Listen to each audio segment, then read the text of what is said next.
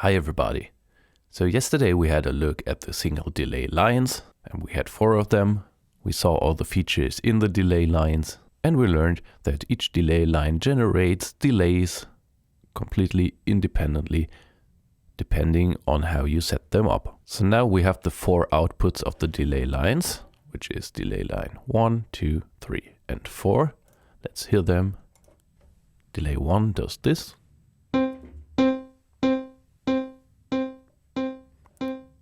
And delay 2 does this. And then we have delay 3 and delay 4.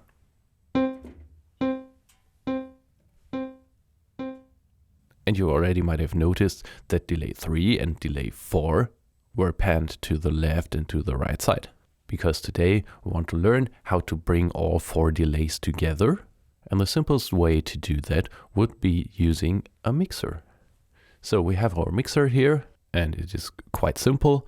We have a volume for each delay line, which are these knobs, and we have a panorama knob for each delay line. So left, right, middle. But we not only want to mix the delay lines, we want to mix them with the original signal. So the dry signal can be mixed on these orange knobs.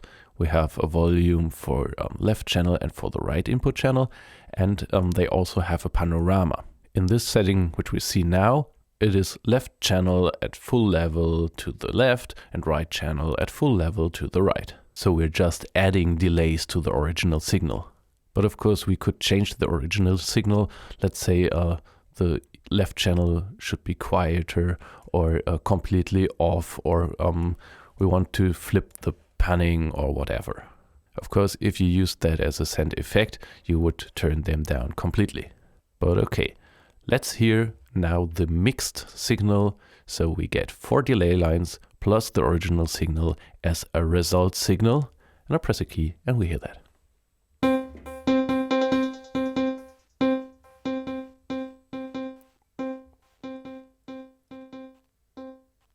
And as we can hear, we already can get interesting delay patterns using that mixer and 4 delay lines.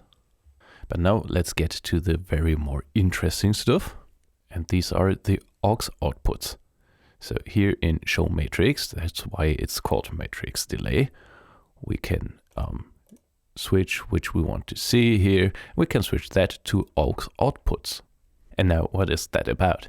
The plugin not only has a stereo output, it also features 4 additional aux outputs, and each one of them has a simple mixer here. So you have the same things, a volume for every delay line and a volume for the left and the right dry channel. You don't have panorama knobs here because the aux outputs are in mono, and by default, let's reset that to default. The aux output number 1 is fed by the first delay line, the second by the second, and so on. Now we could go over here to the other mixer, and in the stereo output, we're just outputting what the plugin is receiving. So we're outputting the clean signal as it was. Now, if we use it like that, we will have no effect because the input is the dry signal, the output is the dry signal, and the delay lines are just sent to the aux outputs, which go nowhere. And we can also see that when I now play a note, you'll hear it will be the dry signal only, but you'll see that there's stuff going on in the delay lines. You might wonder, how is that useful now? So of course we need to do some more things. And now comes the part that is not only interesting for the matrix delay plugin, but for the use in Reaper in general. You can use this knowledge for many purposes. So let's start with the audio streams in the audio channel. By default, you would think it goes like this. You have the input signal, and if you don't modify it in any way, it's the dry signal and it's also the output signal. Actually, it's like this. You have the input signal, and there are 2 streams made out of it. The dry signal on the left channel and the dry signal on the right channel. So now your audio channel holds 2 audio streams. If you have a stereo input, you're already feeding in 2 audio streams, a left audio stream and a right audio stream. So for all who think that an audio channel transports one audio stream. This is not exactly true. At least in this case, you're already transporting 2 audio streams. But a channel can transport much more audio streams, and they don't need to have to do anything with each other.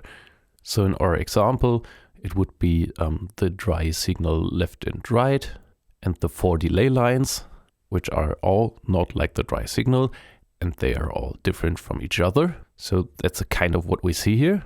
But what happened now is that we have the main audio streams, and the additional 4 audio streams are just dumped. And of course, that's not what we want, but we can put them together again. And this goes like this. We have our 6 audio streams, and we're using a mixer. And in that mixer, we can mix a combination of all of our 6 audio streams, which one is how loud and the panning and all that stuff. And the mixer generates then a new signal for the left channel and a right channel. And this resulting left and right channels contain information from the single audio streams, but actually they're a new left and right audio stream, which again is different. Now let's see how that is done in Reaper. So we need 6 audio streams. We go up here at this pin routing thing, which now says 6 in and 6 out. And you can select how many audio streams should be there in your channel. Most commonly it's set to 2 because it's stereo left and right, but you can have up to 128 audio streams in one channel. We set that to 6 because we need 6 audio streams. And above here we can route our audio. So we're on the output side, which is this side.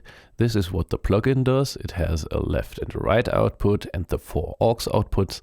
And here we have the audio streams in the track channel. So we have audio stream 1 through 6. And well, they're just routed. Left out goes to 1, right out goes to 2, and aux 1 goes to stream 3, and so on. Now we can close that. And we come to another new plugin. And we add a plugin, and this is the aux mixer. And this mixer has 8 channels, so we can connect what we want above here. We only have 6 audio streams. They are assigned to the inputs of that mixer, 1 through 6, while 7 and 8 simply stay empty. And the mixer, of course, has its stereo output, which goes to stream 1 and stream 2, left and right. And now, when I play a note on my keyboard, you will hear that this mixer again makes the single delay lines audible.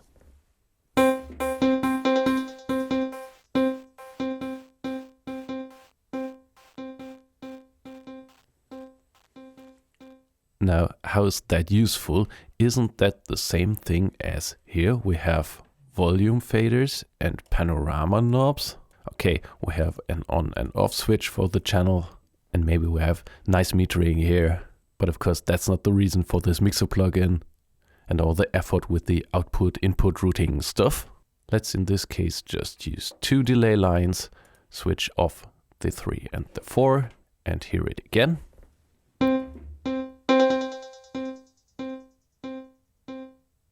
And you heard this interesting boing from the delay line 2, and now we can add effects to single delay lines. So let's add an effect, maybe a reverb.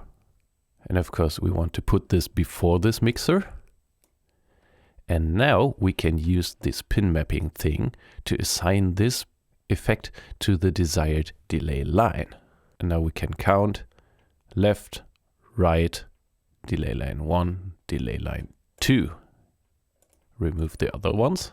And the output of this plugin should be output number 1, left, right, delay line 1, delay line 2. Let's close that here and give it some big reverb.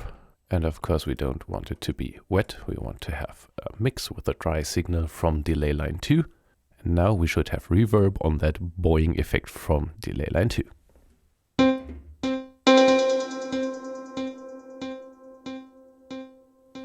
Maybe we want to reduce the dry mix in this plugin and give it some more output. So we have a more obvious reverb on that boing effect.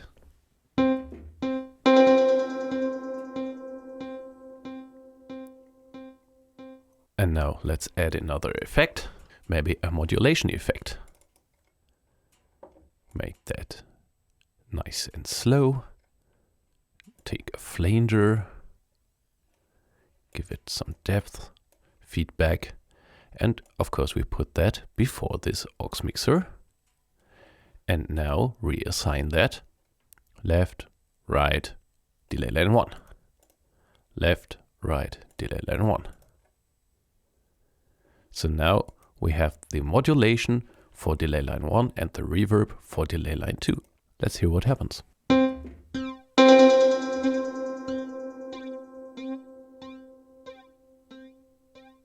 Now this flanger made the delay line 1 a lot quieter. Let's make that louder.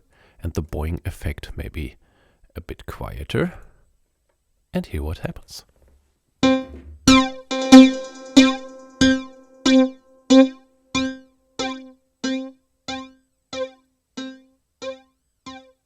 So as you see, with this method, you can add any plugin you like to every single delay line and combine them later again with this aux mixer.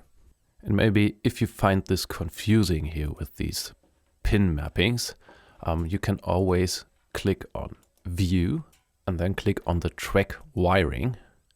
And here you can see in this track which I had that the matrix delay is receiving 2 audio inputs from this added 25, which is my keyboard, and it's making up 4 additional streams. And this stream number 4, which is the additional stream number 2, so this stream here is sent to the blue lexicon, and this stream is sent to the modulation effect, and these are put back into the aux mixer on this line here, and the aux mixer out goes to the fader and the master and can be heard, while the other streams go nowhere. Well, that's it for today. We'll continue tomorrow. I hope you found it interesting. I hope you like the new plugin aux mixer and all the possibilities that come with it. Have fun with the plugins, and bye bye.